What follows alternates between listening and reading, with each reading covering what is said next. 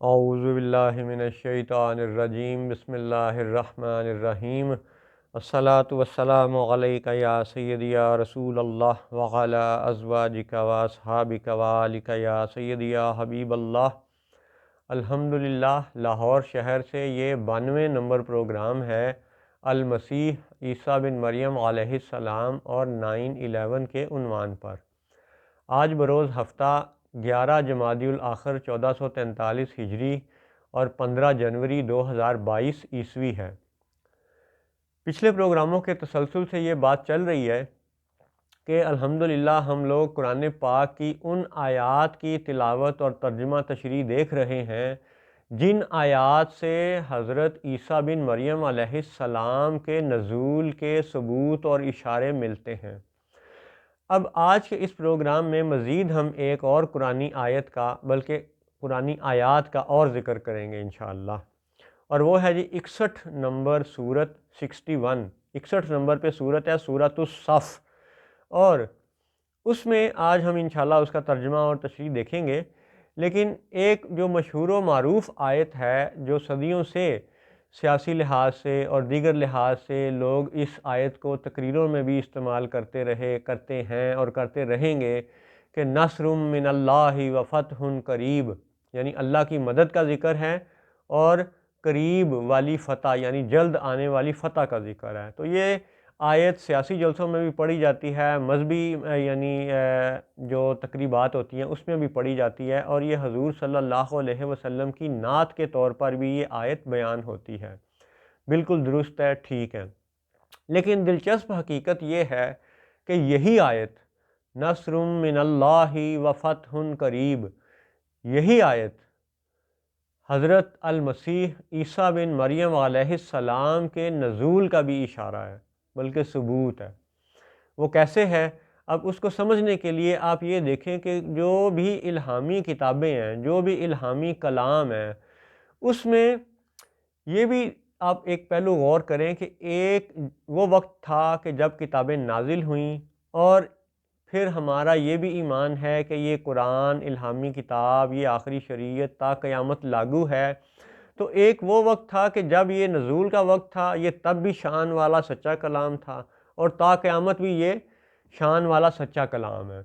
یعنی الہامی کتابوں کے جو اشارے ہیں وہ ایک وقت میں بھی درست ہوتے ہیں اور بعد میں آنے والے وقتوں کے لیے بھی اپلیکیبل ہوتے ہیں، لاگو ہوتے ہیں، سمجھنے کی اور یعنی اللہ کی طرف سے ہدایت ملنے کی بات ہے۔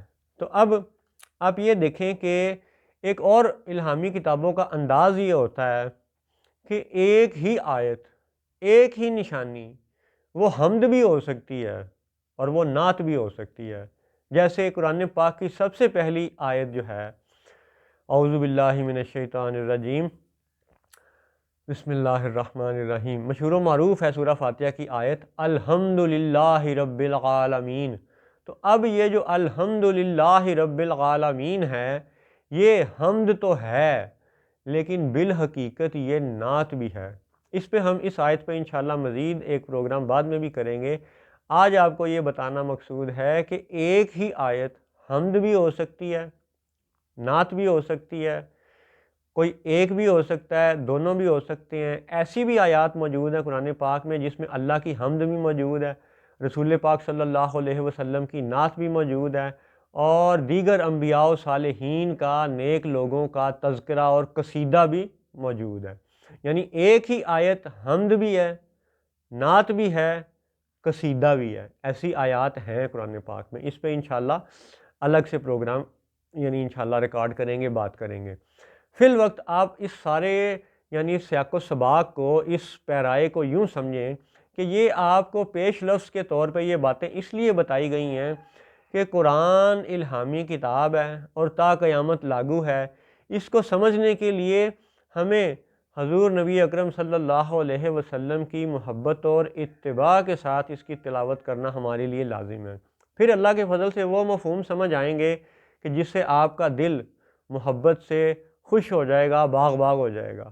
اب آپ دیکھیے کہ سورۃ الصف مکمل حضور صلی اللہ علیہ وسلم کی نعت بھی ہے اور حضرت المسیح عیسیٰ بن مریم علیہ السلام کے نزول کا ثبوت بھی ہے۔ ٹھیک ہے جی، آئیے تلاوت کرتے ہیں۔ اعوذ باللہ من الشیطان الرجیم، بسم اللہ الرحمن الرحیم۔ سبح للہ ما فی السماوات و ما فی الارض وہو العزیز الحکیم۔ اللہ کی پاکی بولتا ہے جو کچھ آسمانوں میں ہے اور جو کچھ زمین میں ہے، اور وہی عزت و حکمت والا ہے۔ یا ایھا الذین آمنوا لما تقولون ما لا تفعلون، اے ایمان والو کیوں کہتے ہو وہ جو تم کرتے نہیں۔ کبر مقتا عند اللہ ان تقولوا ما لا تفعلون، کیسی سخت ناپسند ہے اللہ کو وہ بات کہ وہ کہو جو نہ کرو، یعنی جو کہنا ہے وہ کرنا بھی ہے۔ قول و فعل میں تضاد نہیں ہونا چاہیے، اور قول و فعل میں تضاد یہی زمانہ دجل کی نشانی ہے، ٹھیک ہے۔ اور اس وقت آپ دیکھ رہے ہیں کہ حالت کیا ہے۔ پھر سے وہ بات دہراتا چلوں کہ دجال کو سب سے بڑا فتنہ اس لیے قرار دیا گیا تھا کہ وہ قبلہ اول کا حاکم ہوگا اور جھوٹ بولے گا۔ اب اسی پیرائے میں آپ مزید پڑھیں کہ ان تقولو، کیوں کہتے ہو وہ بات، ما لا تفعلون، جو تم کرتے نہیں، یعنی قول و فعل کا تضاد یہ زمانہ دجل کی سب سے بڑی نشانی ہوگی۔ پھر ان اللہ یحب الذین یقاتلون فی سبیلہ صفا کانہم بنیان مرصوص، بے شک اللہ دوست رکھتا ہے انہیں جو اس کی راہ میں لڑتے ہیں صف باندھ کر، گویا وہ عمارت ہے سیسا پلائی دیوار جیسی۔ اب آپ غور کریں کہ پوری تاریخ اسلام میں ہماری جو احادیث کی کتب ہیں، روایات کی کتب ہیں، جو تاریخ کی کتب ہیں، اور جب ان کو آپ دیکھیں تو آپ کو سلطان نور الدین زنگی رحمۃ اللہ علیہ کا واقعہ یاد ہونا چاہیے کہ صرف وہ ایک ایسا واقعہ ہے کہ جس میں کافروں نے حضور نبی اکرم صلی اللہ علیہ وسلم کے جسم اقدس کو روضہ انور سے یعنی قبر انور سے چرانے کی کوشش کی، اور سینکڑوں میل دور ملک شام کے سلطان نور الدین زنگی رحمۃ اللہ علیہ کو خواب میں حضور صلی اللہ علیہ وسلم کا دیدار ہوتا ہے۔ پھر وہ وہاں سے چلتے ہیں، سلطان مدینہ پہنچتے ہیں، ان کافروں کو پکڑتے ہیں، قتل کرتے ہیں، اور پھر حضور صلی اللہ علیہ وسلم اور جو دو اصحابہ کرام ہیں ان کی قبروں کے ارد گرد وہ گہری خندق کھود کے تو سیسا پلائی دیوار بنا دیتے ہیں، اور ہماری پوری تاریخ اسلام میں صرف وہ ایک واحد سیسا پلائی دیوار ہے جس کا یعنی روایات اور تاریخ کی کتب میں ذکر تھا، جس کو کہ انٹینشنلی گورے نے اپنے علومیناتی اداروں میں سے غائب کر دیا، اسکول میں سے، کالج میں سے، یونیورسٹی میں سے اس سلطان نور الدین زنگی رحمۃ اللہ علیہ کے واقعے کو مکمل طور پہ غائب کر دیا گیا۔ آج کی نسل کو نہیں پتہ کہ سلطان نور الدین زنگی کون ہے، بہت کم لوگ جانتے ہیں، جو کہ یہ جاننا ضروری ہے۔ اس سے آپ اندازہ کریں کہ اسکول، کالج، یونیورسٹی میں کس طرح فتنے پھیلائے جا رہے ہیں، کس طرح حقائق کو غائب کیا جا رہا ہے۔ کیونکہ اسی لیے اللہ تعالیٰ کا فرمان ہے ان تقولوا ما لا تفعلون، کیوں کہتے ہو وہ بات جو تم کرتے نہیں، اور اللہ کو یہ دجل کتنا سخت ناپسند ہے۔ اور پھر اس کے بعد آپ دیکھیں کہ اللہ کا ذکر کیا ہے، ان اللہ یحب الذین، بے شک اللہ محبت فرماتا ہے ان لوگوں سے، یقاتلون، جو قتل کرتے ہیں یعنی جہاد کرتے ہیں، لڑتے ہیں، فی سبیلہ، اس کی راہ میں، صفاً، صف باندھ کر، کأنہم، جس طرح کے، بنیان، دیوار ہے، مرصوص، سیسا پلائی، یعنی لیڈ، وہ انگلش میں LEAD، لیڈ، وہ جو سیسا دھات ہے۔ تو اب بنیان مرصوص کا ذکر بھی قرآن پاک میں صرف ایک آیت میں ہے، اور پوری تاریخ اسلام میں جو سیسا پلائی دیوار ہے وہ صرف ایک ہے، اور وہ حضور صلی اللہ علیہ وسلم کے قبر انور کے گرد وہ بنائی گئی سلطان نور الدین زنگی رحمۃ اللہ علیہ کی دیوار ہے۔ اس کے اثرات آج بھی مسجد نبوی کے نیچے پارکنگ میں جا کے دیکھے جا سکتے ہیں۔ اب آگے بڑھتے ہیں، سورۃ الصف۔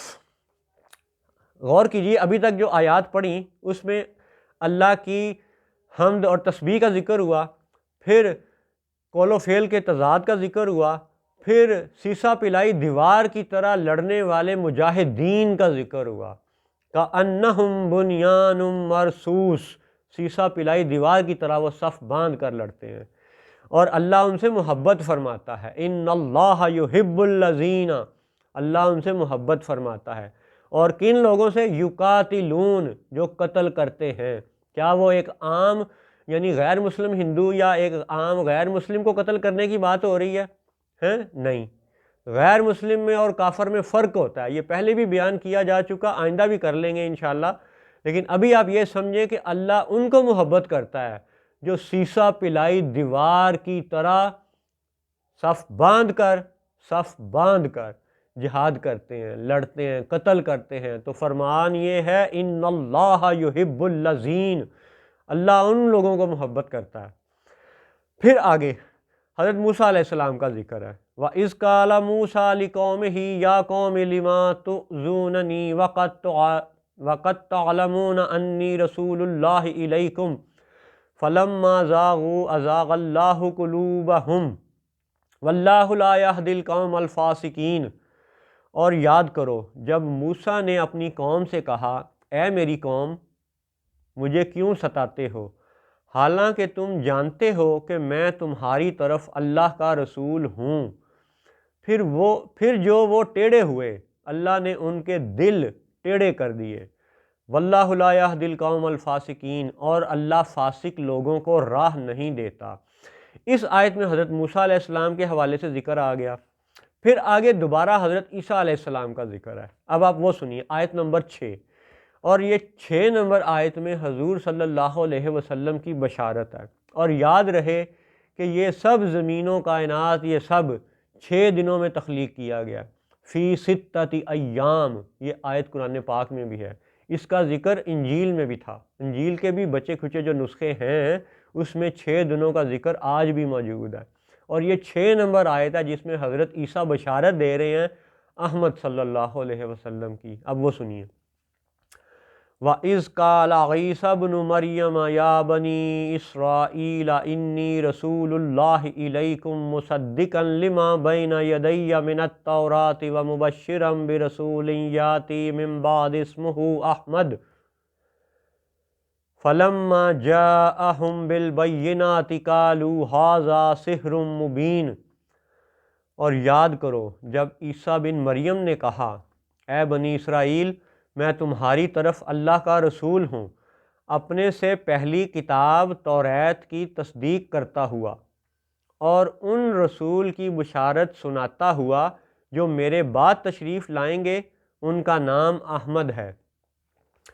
پھر جب احمد ان کے پاس روشن نشانیاں لے کر تشریف لائے، بولے یہ کھلا جادو ہے۔ یہ آیت نمبر 6 مکمل ہو گئی۔ اب اس میں یہ مشہور و معروف آیت ہے کہ جس سے یہ ثبوت ملتا ہے کہ حضرت المسیح عیسیٰ بن مریم علیہ السلام نے حضرت موسیٰ کی اور توریت کی بھی تصدیق کی، اور یہ بھی بیان ارشاد فرمایا، پروفیسی دی، غیب کی خبر دی، بشارت دی، خوشخبری دی کہ ان کے بعد صرف اور صرف ایک احمد نبی صلی اللہ علیہ وسلم تشریف لائیں گے۔ ٹھیک ہے، یہاں پہ ایک واحد احمد کا ذکر ہے، ٹھیک ہے، صلی اللہ علیہ وسلم۔ اب آگے چلتے ہیں، 7 نمبر آیت، وَمَنْ أَظْلَمُ مِمَّنِ افْتَرَىٰ عَلَى اللَّهِ الْكَذِبَ وَهُوَ يُدْعَىٰ إِلَى الْإِسْلَامِ وَاللَّهُ لَا يَهْدِي الْقَوْمَ الظَّالِمِينَ۔ اور اس سے بڑھ کر ظالم کون؟ جو اللہ پر جھوٹ باندھے حالانکہ اسے اسلام کی طرف بلایا جاتا ہو۔ وَاللَّهُ لَا يَهْدِي الْقَوْمَ الظَّالِمِينَ، اور ظالم لوگوں کو اللہ راہ نہیں دیتا۔ پھر آگے جی 8ویں آیت ہے، یریدون لیطفئوا نور اللہ بافواہہم واللہ متم نورہ ولو کرہ الکافرون۔ چاہتے ہیں کہ اللہ کا نور اپنی افواہوں سے، جھوٹی باتوں سے بجھا دیں، اور اللہ کو اپنا نور پورا کرنا، یعنی اللہ اپنا نور پورا کرے گا۔ وَلَوْ كَرِهَ الْكَافِرُونَ، بڑے برا مانے کافر بے شک برا مانتے رہیں، لیکن اللہ تعالیٰ اپنے نور کو پورا فرمائے گا، مکمل فرمائے گا۔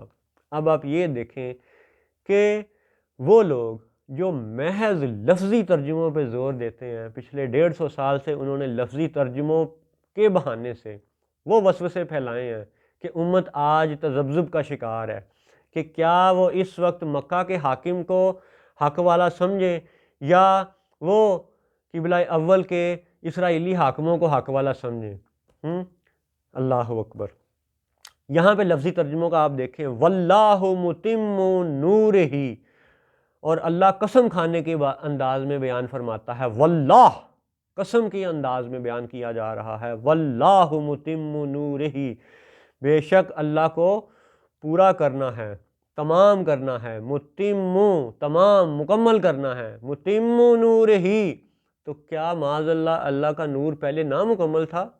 ٹھیک ہے، اگر لفظی ترجموں پہ جائیں گے تو بہک جائیں گے، گمراہ ہو جائیں گے، یضل بہ کثیرن کی اس گڑھے اور کھڈے میں گر جائیں گے، کیونکہ قرآن پڑھ کے بہت سے گمراہ بھی ہوں گے۔ یہ قرآن کا اور اللہ کا وعدہ ہے کہ جو قرآن کو محبت رسول کے بغیر پڑھے گا، اطاعت رسول کے بغیر پڑھے گا، جو قرآن کو حضور کی نعت سمجھے بغیر محض ایک کتاب جان کے پڑھے گا، یضل بہ کثیرن، وہ اس کثرت والے گروہ میں چلا جائے گا کہ جو یضلو، جو ضلالت اور گمراہی والے ہیں، اس طرف گر جائے گا۔ اور جو قرآن پاک کو حضور نبی کریم صلی اللہ علیہ وسلم کی نعت اور انبیاء و صالحین کا قصیدہ سمجھ کے پڑھے گا، اسے اللہ کے کلام کی پھر یوں سمجھ آئے گی کہ واللہ متم نورہ، بے شک اللہ کو اپنا نور مکمل کرنا ہے۔ تو وہ نور کیا ہے؟ کہ وہ انبیاء اور رسل کی فتح ہے، جس کا آگے ذکر ہے، نصر من اللہ و فتح قریب۔ اب ہم انشاءاللہ اسی تک جائیں گے۔ تو لفظی ترجمہ یہ بہت بڑا وسوسہ ہے، اور محض لفظی ترجموں کے ذریعے قرآن نہیں سمجھا جا سکتا۔ یہ حقیر اس پہ پہلے بھی کچھ مثالیں پیش کر چکا، آئندہ بھی انشاءاللہ اس پہ مزید بات کریں گے کہ محض لفظی ترجمہ کافی نہیں ہوتا۔ ٹھیک ہے جی، اب آگے یہی آیت جو ہم پڑھ رہے ہیں، آپ دیکھیں یہ سورۃ الصف ہے، آیت نمبر 8 ہے، اور یریدون لیطفئوا نور اللہ بافواہہم واللہ متم نورہ ولو کرہ الکافرون۔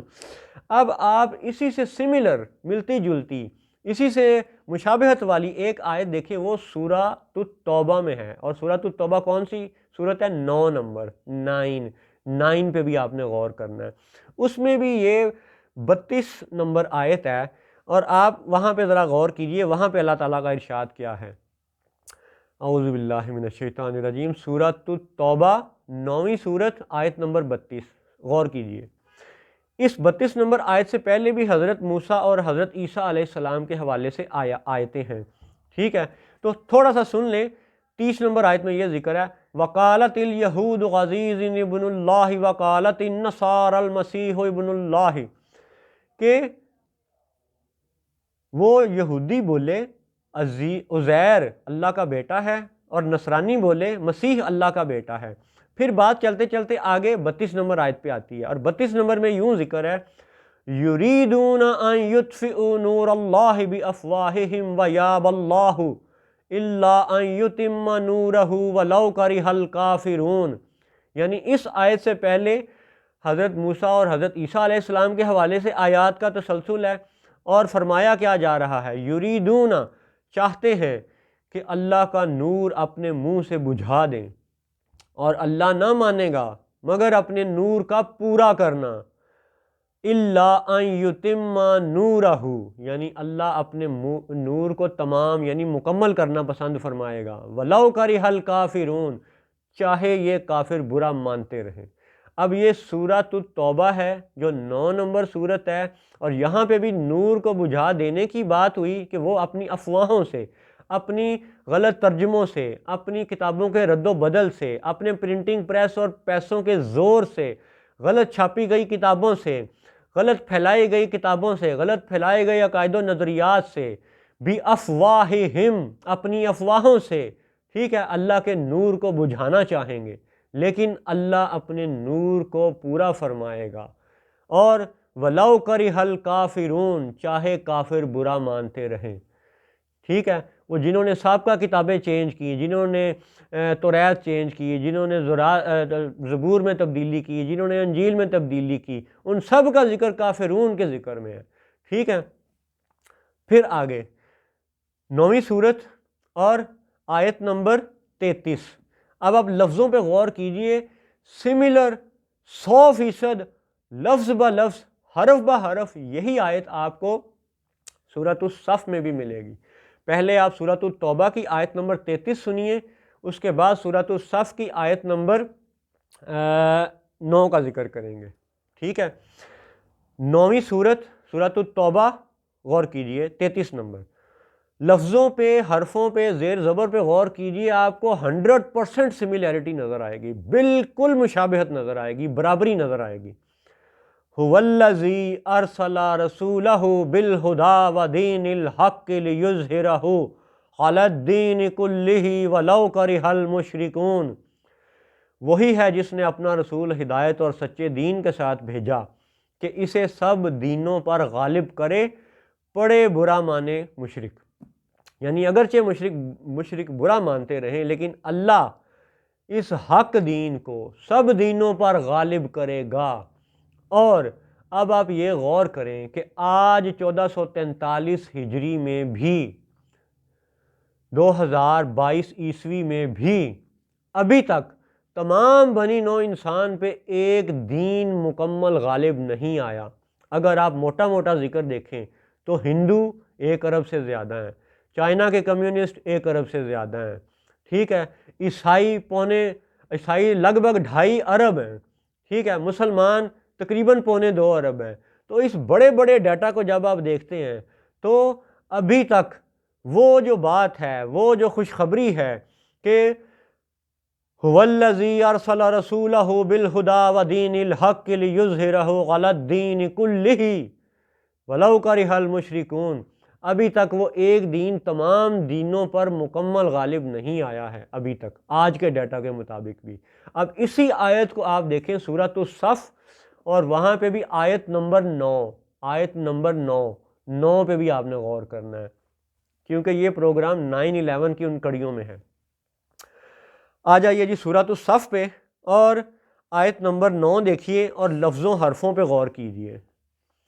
هو الذی ارسل رسولہ بالہدی ودین الحق لیظہرہ علی الدین کلہ ولو کرہ المشرکون، وہی ہے جس نے اپنے رسول کو ہدایت اور سچے دین کے ساتھ بھیجا کہ اسے سب دینوں پر غالب کرے، پڑے برا مانے مشرک، یعنی مشرک برا مانتے رہیں، لیکن اللہ اپنے اس دین حق کو تمام دینوں پر غالب کرے گا۔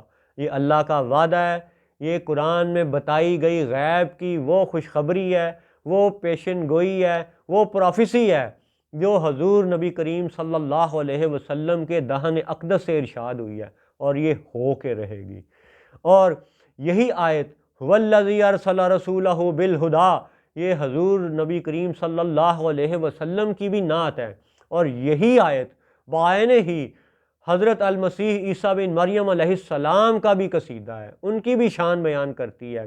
مزید آپ آگے اور پڑھیے، آیت نمبر 10 سورۃ الصف، یا ایہا الذین آمنوا هل ادلکم علی تجارۃ تنجیکم من عذاب علیم، اے ایمان والو کیا میں بتا دوں وہ تجارت جو تمہیں دردناک عذاب سے بچا لے۔ اب یہاں پہ ادلکم علی تجارۃ تنجیکم من عذاب علیم کا ذکر ہے۔ اب آپ دیکھیے کہ آج جو خطہ عرب کے نجدی حکمران، خواہ وہ بحرین کے ہیں، خواہ وہ عمان کے ہیں، خواہ وہ کویت کے ہیں، خواہ وہ دبئی کے ہیں، خواہ وہ سعودیہ عرب کے ہیں، ٹھیک ہے، یہ سب نجدی حکمران جہاد کرتے رہے، اور آج یہ کس طرح اسرائیل کے سامنے بچھے ہوئے ہیں، کس طرح امریکہ کے سامنے بچھے ہوئے ہیں، ٹھیک ہے۔ ان کی حقیقت کو آپ دیکھیں کہ آج وہ کس کا یعنی سب سے زیادہ بیان دیتے ہیں، تجارت، multi billion dollar contracts, memorandum of understanding, اتنے ٹریلین کا کاروبار، ٹھیک ہے، معیشت، جن کو قرآن پاک کی پہلی آیت پہ بھی یقین نہیں ہے کہ الحمدللہ رب العالمین۔ تو اب یہ دیکھیں کہ فرمایا کیا گیا، یا ایہا الذین آمنوا هل ادلکم علی تجارۃ تنجیکم من عذاب علیم، کہ حضرت المسیح عیسیٰ بن مریم علیہ السلام کے جو نزول کا زمانہ ہوگا اس میں تجارت سب سے بڑا فریب دیا جائے گا۔ آج دیکھ لیں کہ آج مکہ کے حاکم، قبلہ اول کے حاکم، دونوں قبلوں کے حاکم، وہ کیا جناب دنیا کو دھوکہ دے رہے ہیں؟ تجارت، ٹریڈ، علم، ٹیکنالوجی آپ کو بوسٹ کر دیں گے اور حقیقتاً بیڑا غرق کر دیں گے۔ تو سمجھو، جانو کیا فرمایا گیا، ادلکم علی تجارت، تجارت کا ذکر کیا گیا۔ پھر آگے پڑھیے، تؤمنون باللہ ورسولہ وتجاہدون فی سبیل اللہ باموالکم وانفسکم ذالکم خیر لکم ان کنتم تعلمون یغفر لکم ذنوبکم ویدخلکم جنات تجری من تحتها الانہار ومساکن طیبۃ فی جنات عدن ذالک الفوز العظیم واخری تحبونہا نصر من اللہ وفتح قریب وبشر المؤمنین۔ اب آپ ترجمہ سنیے، ایمان رکھو اللہ اور اس کے رسول پر، اور اللہ کی راہ میں اپنے مال اور جان سے جہاد کرو، یہ تمہارے لیے بہتر ہے اگر تم جانو، وہ تمہارے گناہ بخش دے گا اور تمہیں باغوں میں لے جائے گا جن کے نیچے نہریں رواں، اور پاکیزہ محلوں میں جو بسنے کے باغوں میں ہیں، یعنی یہ جنت کا ذکر ہے۔ پھر فرمایا ذالک الفوز العظیم، یہی ہے سب سے بڑی کامیابی۔ پھر اگلی آیت نمبر 13 میں فرمایا گیا وَأُخْرَى تُحِبُّونَهَا، اور ایک نعمت جو اس کے بعد آخر میں آئے گی، تُحِبُّونَهَا، جس سے تم محبت رکھتے ہو، نصر من اللہ وفتح قریب، اللہ کی مدد اور جلد آنے والی فتح۔ اور پھر فرمایا وَبَشِّرِ الْمُؤْمِنِينَ، اور بشارت دے دیجئے مومنوں کو۔ اب آپ یہاں پہ دیکھیے کہ اس میں بھی کئی حکمتیں ہیں، مختصر بیان کرتے ہیں کہ یہاں پہ مومنین کا ذکر ہے۔ یاد رہے کہ مسلم ہونا، مسلمان ہونا، یہ بھی ایک شان ہے، مومن ہونا بھی ایک شان ہے، اور ان دونوں میں سملیرٹی بھی ہے، اور کہیں کہیں ایسا لطیف اس میں فرق ہے کہ جب آپ سنیں گے تو دل باغ باغ ہو جائے گا۔ وقتی طور پہ آپ مختصر یہ سمجھ لیں کہ جو لا الہ الا اللہ پر ایمان لے آیا وہ مسلمان تو کہلایا، کیونکہ سابقہ عیسائی اور یہودی اور دیگر لوگ بھی وہ بھی اللہ پہ ایمان لائے تھے، ٹھیک ہے، اور اسلام کوئی نیا دین نہیں ہے، ٹھیک ہے، حضرت آدم علیہ السلام سے لے کے قیامت تک دین اسلام ہی ہے۔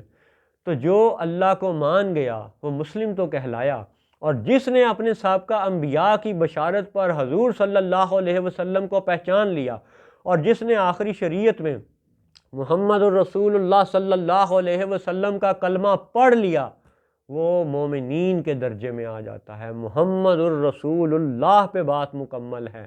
اور سورہ آل عمران کی آیت نمبر 81 میں بھی انبیاء علیہم السلام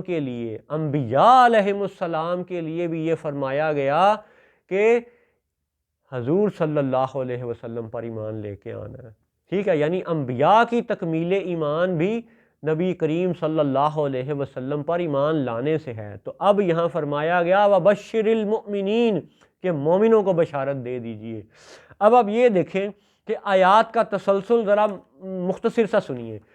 سورت شروع ہوئی، سورۃ الصف، اللہ کی تسبیح بیان ہوئی، قول و فعل کے تضاد کو بتایا گیا کہ یہ بری بات ہے، پھر سیسا پلائی دیوار کی طرح جہاد کرنے والے مومنین مجاہدوں کا ذکر کیا گیا، پھر حضرت موسیٰ علیہ السلام کا ذکر ہوا، پھر حضرت عیسیٰ بن مریم علیہ السلام نے احمد صلی اللہ علیہ وسلم کی بشارت دی، ان کا ذکر ہوا، پھر یدعا الی الاسلام، اسلام کی طرف دعوت دینے کا ذکر ہوا، پھر یہ کہ کافر لوگ اللہ کے نور کو بجھانا چاہتے ہیں بِأَفْوَاهِهِمْ، اپنے دجل سے، اپنی افواہوں سے، اپنی جھوٹی کتابوں سے، اپنے میڈیا پروپیگنڈا سے، اپنے دجل و فریب سے، ہر طرح کی مکر و فریب کاری سے، سکولوں، کالجوں، یونیورسٹیوں اور اداروں اور جناب عدالتوں اور مختلف اداروں کے ہیلے بہانوں سے قوم کو ورگلانے کی کیفیت، بِأَفْوَاهِهِمْ کے ذریعے وہ جو نور بجھانا چاہتے ہیں، اللہ کا وعدہ ہے کہ وہ پورا ہو کے رہے گا،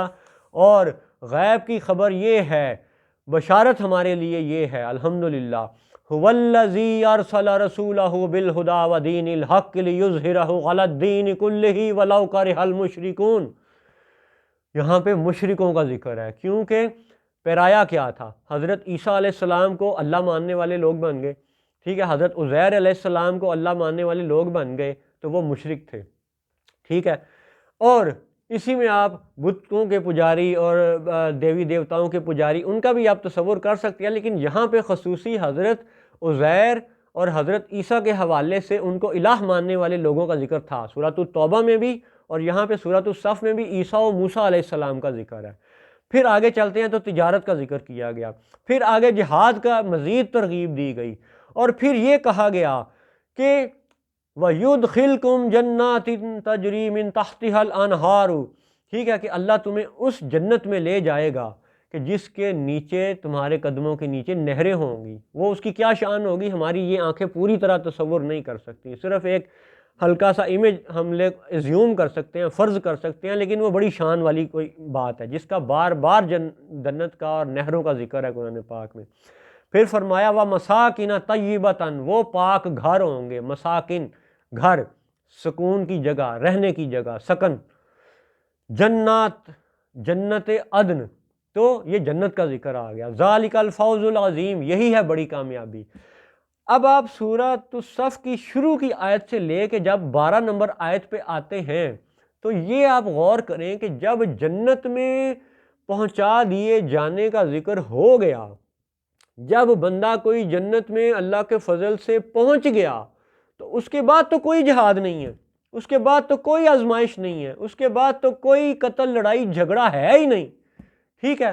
تو پھر یہاں پہ ذالک الفوز العظیم کے فوراً بعد آیت پہ لام الف لا کا نشان کیوں ہے؟ مطلب یہ ہے کہ یہاں پہ رکنا نہیں ہے، لا یہاں پہ رکنا نہیں ہے، ابھی بات یہاں پہ مکمل نہیں ہوئی۔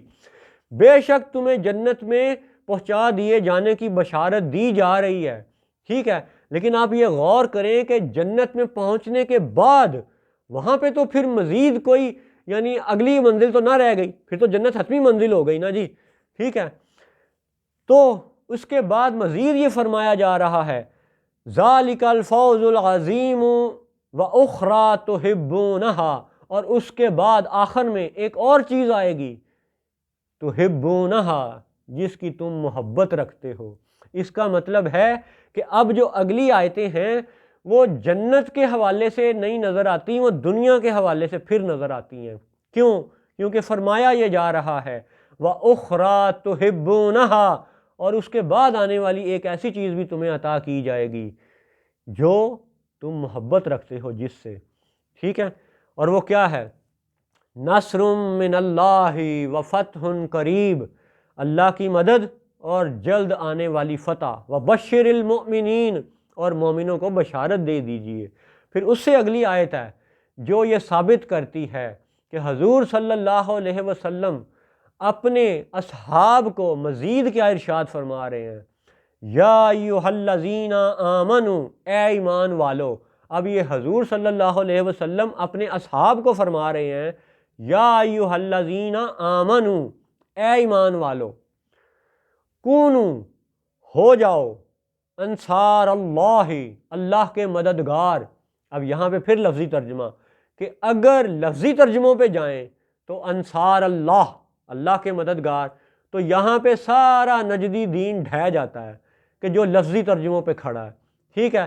جب مدد کرنے والے مخلوق خدا میں سے بندے ہوئے، ٹھیک ہے، اور اللہ خالق ہے، تو قرآن یہ فرما رہا ہے انصار اللہ، تو اس کا مطلب ہے کہ لفظی ترجموں کے وسوسوں میں نہیں جانا، ٹھیک ہے۔ بات کی حقیقت کو سمجھنا ہے، اور حقیقت انبیاء و صالحین کی تعظیم ہے، ٹھیک ہے، انہی پہ ایمان لانا اصل حقیقت ہے۔ ورنہ جنت کی خوشخبری دینے کے بعد پھر بعد میں یہ کیوں فرمایا جا رہا ہے ذالک الفوز العظیم؟ آیت مکمل پہ لا کا نشان، یعنی یہاں رکنا نہیں، اور پھر فرمایا جا رہا ہے وَأُخْرَى تُحِبُّونَهَا نَصْرٌ مِّنَ اللَّهِ وَفَتْحٌ قَرِيبٌ وَبَشِّرِ الْمُؤْمِنِينَ۔ اور پھر حضور اپنے اصحاب کو فرما رہے ہیں یا ایھا الذین آمنوا کونوا انصار اللہ، اے ایمان والو ہو جاؤ اللہ کے مددگار، کما، جس طرح، قالا فرمایا کہا عیسیٰ بن مریم، عیسیٰ بن مریم نے۔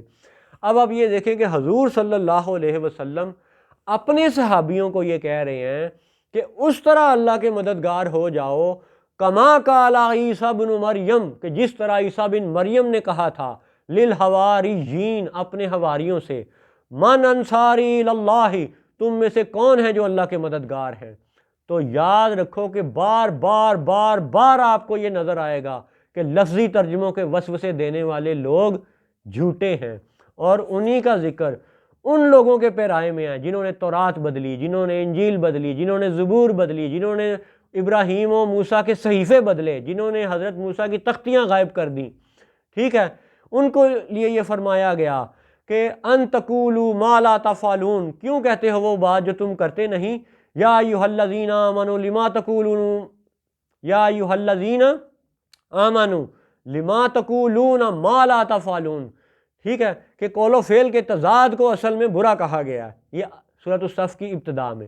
اب آپ پھر یہاں پہ آ جائیں کہ حضور اپنے اصحاب کو یہ فرما رہے ہیں کہ ہو جاؤ اللہ کے مددگار، کما قال عیسیٰ بن مریم، اس طرح جس طرح عیسیٰ بن مریم نے کہا تھا اپنے حواریوں سے کہ من انصاری اللہ، تم میں سے کون ہے جو اللہ کے مددگار ہے۔ تو اب اللہ کے مددگار کا اگر لفظی ترجمہ کیا جائے تو نجدیت اسی لمحے ڈھہ جاتی ہے۔ آگے قال الحواریون نحن انصار اللہ فآمنت طائفة من بنی اسرائیل وکفرت طائفة فأیدنا الذین آمنوا علی عدوہم فاصبحوا ظاہرین۔ حواری بولے ہم دین خدا کے مددگار ہیں، بلکہ لفظوں پہ غور کریں، حواری بولے قال الحواریون، حواری بولے نحن انصار اللہ، ہم اللہ کے مددگار ہیں۔ یہاں پہ پھر لفظی ترجمے والوں کی رد ہو گئی بات۔ نحن انصار اللہ یعنی اعلیٰ حضرت امام الشاہ احمد رضا فاضل بریلی رحمۃ اللہ علیہ نے اس کا ترجمہ یوں کیا، ہم دین خدا کے مددگار ہیں، یعنی لفظی ترجموں سے ہٹ کے حقیقت بیان کرنے میں اعلیٰ حضرت کی اپنی ایک شان ہے۔ پھر فرمایا گیا فآمنت طائفة من بنی اسرائیل وکفرت طائفة، تو بنی اسرائیل سے ایک گروہ ایمان لایا اور ایک گروہ نے کفر کیا۔ فأیدنا الذین آمنوا علی عدوہم فاصبحوا ظاہرین، اب اس آخری آیت میں فأیدنا مدد کے حوالے سے، فأیدنا الذین آمنوا ایمان والوں کی مدد کے حوالے سے، اب آپ پچھلی آیت کا یعنی تسلسل پھر غور کریں۔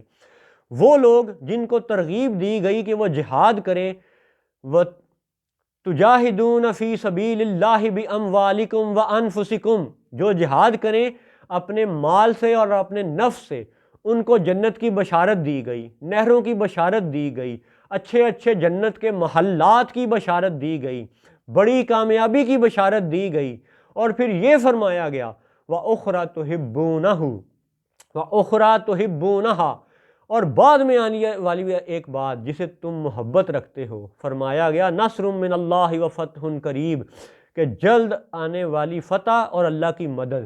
تو اب یہ جنت کے ذکر کے بعد اگر دوبارہ جہاد کا ذکر ہے تو اس کا مطلب ہے کہ اب پھر المسیح عیسیٰ بن مریم علیہ السلام اس دنیا میں تشریف لائیں گے۔ وہ نجدی، وہ شیعہ یا وہ جہادی، وہ صہیونی جو دجال کے ساتھ مدینے پہ حملہ آور ہوں گے، روضہ انور پہ حملہ آور ہوں گے، ان سب کو خبردار والا یہ پیغام ہے کہ یاد رہے کہ دجال قبلہ اول کا حاکم ہوگا اور حملہ وہ مدینے پہ بھی کرے گا۔ کیوں کرے گا؟ کیونکہ اس کا نشانہ ہی حضور صلی اللہ علیہ وسلم کا روضہ پاک ہے، حضور کی ذات ہے، حضور کے اصحاب ہیں۔ تو جب وہ اس روضے پہ حملہ کرے گا تو خواہ وہ نجدی ایسے لوگ جن کے امام عبد الوہاب نے، محمد بن عبد الوہاب نجدی نے یہ کفر لکھا کہ حضور صلی اللہ علیہ وسلم کا روضہ اس دنیا کا سب سے بڑا بت ہے، معاذ اللہ نقل کفر نہ باشد، تو یہ وہ گروہ ہے جو حضور کے روضے پہ حملہ آور ہوگا، دجال کے ساتھ ہوگا۔ آج 2022 عیسوی تک کے بھی عالمی حالات و واقعات پہ آپ غور کر لیں تو آپ کو یقین ہو جائے گا کہ قرآن سچا ہے، رسول اللہ صلی اللہ علیہ وسلم 100% سچے ہیں، اللہ سچا ہے اور یہ جھوٹے ہیں جن کے قول و فعل میں تضاد ہے، کیونکہ یہ زمانہ دجل کا آغاز ہو چکا ہے 9/11 کے خصوصی واقعے سے۔ وہ جو صدیوں سے انہوں نے محنت کی ہوئی تھی، اب اس کی آخری سٹیج 9/11 سے شروع ہو چکی ہے۔ تو فَأَيَّدْنَا، تو پچھلی آیتوں کے تسلسل سے دیکھیے جہاد کی ترغیب، جنت کا وعدہ، پھر بعد میں آنے والی مدد کا ذکر، نصر من اللہ و فتح قریب، پھر حضور کا اپنے صحابیوں سے یہ فرمانا کہ اس طرح اللہ کے مددگار ہو جاؤ جس طرح عیسیٰ نے اپنے حواریوں سے کہا تھا، اور حواریوں نے کہا کہ ہم نحن انصار اللہ۔ تو اس سے یہ ثابت ہوتا ہے کہ نصر من اللہ و فتح کی آیت اگر جنت کے وعدے کے بعد مذکور ہے تو یہ حضرت المسیح عیسیٰ بن مریم علیہ السلام کے نزول کا اشارہ بھی ہے، ثبوت بھی ہے۔ اور فَأَيَّدْنَا الَّذِينَ آمَنُوا، یعنی اللہ کی مدد انہی کے شامل حال ہوگی جو حضور صلی اللہ علیہ وسلم کے روضہ انور کی حفاظت کے لیے لڑیں گے۔ وہ گروہ، وہ دجالی، وہ یاجوج ماجوج، وہ ان کے چیلے چانٹے جو حضور صلی اللہ علیہ وسلم کے روضے کو معاذ اللہ شہید کرنے، گرانے کے لیے، توڑنے کے لیے آئیں گے، وہ کافر گروہ ہوگا۔ اور جو حضور صلی اللہ علیہ وسلم کے روضہ انور کی حفاظت کے لیے جہاد کریں گے، اور کس شان میں کریں گے، ان اللہ یحب الذین یقاتلون فی سبیلہ صفا کأنہم بنیان مرصوص، سیسا پلائی دیوار کی طرح۔ تو سورۃ الصف شروع سے آخر تک یہ ثابت کرتی ہے کہ حضرت المسیح عیسیٰ بن مریم علیہ السلام دوبارہ اس زمین دنیا پر نازل ہوں گے، اور نصر من اللہ و فتح قریب، اللہ کا وعدہ پورا ہوگا۔ کس شان میں؟ هو الذی ارسل رسولہ بالہدی ودین الحق لیظہرہ علی الدین کلہ ولو کرہ المشرکون۔